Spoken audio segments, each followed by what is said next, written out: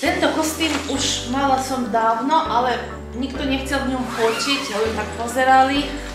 Takže teraz mám nový život pre ten kostým. Nové vyzdobenie. To je také niečo turecký motív. Takže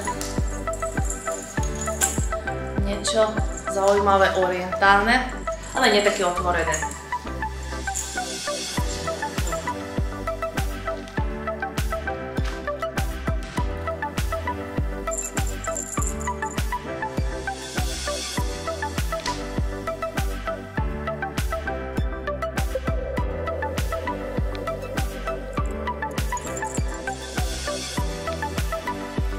Máme túto čapicu, to na turecký kostým a to bude to všetko spolu.